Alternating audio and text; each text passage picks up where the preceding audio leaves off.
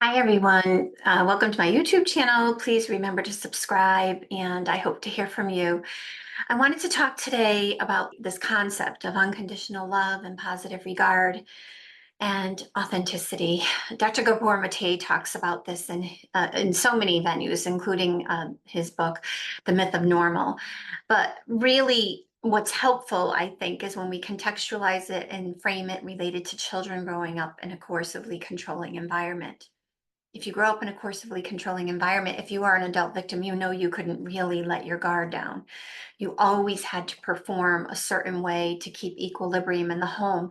The children, of course, of control are doing the same exact thing. And so they're not really able to authentically be themselves. Now let's add a layering effect there. The layering is that maybe they're not allowed to show affection to their protective parent, the person they're primarily attached to, because if they do, they're going to receive retaliation from the abuser. Or maybe they can't authentically share with the abuser how they really feel, because if they do, they'll receive retaliation. These children are walking on eggshells as much as you were in that relationship, except their developing brains are feeling this at a much greater magnitude because they're developing, because their brains are trying to take in all of this information, and children are supposed to feel safe. Such a primal need for anyone, right? To feel safe. But as children, as you can imagine, it is even more compound, this need. So being authentically ourselves is so important, even if our children come back pretty raw and they're hard to handle. That does not mean that we don't allow them to be authentically themselves. It means we're available. It means we offer gentle parenting. It means we allow them to express how they feel, even if it really is triggering and overwhelming. We have to be able to take it on for them so that they can let it out. If they don't let it out, all they're doing is really suppressing their nervous system over and over again.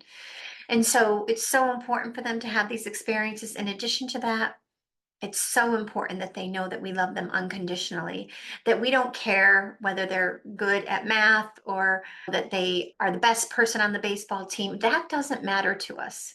What matters to us is who they are as human beings. And they have to actually believe deep at their core, even if they don't behave great. Think about those teenagers. Teenagers already can be a little bit challenging. Add in a teenager who's being indoctrinated to think horrible things about a protective parent. That teenager has to believe that you think they're pretty damn awesome, even if they're not behaving that way. It is the law of attraction. It's the way that we teach them, or we hone in and attune with them so that they truly know that we love them unconditionally, that we are never going to reject them no matter how they behave. Maggie's meowing.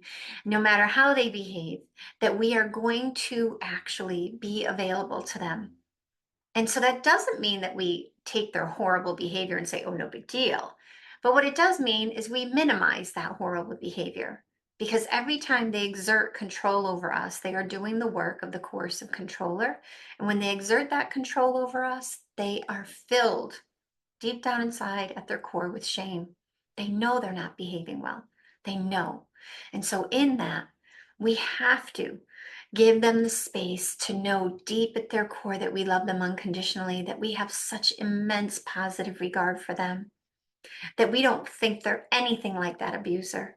That's like when people say, oh, you're acting just like your father, or you're acting just like your mother. No, we can't say that, because if our goal is that they don't act anything like their mother or father, we have to support them in not acting that way. So I hope that's helpful. Have a great day, everyone.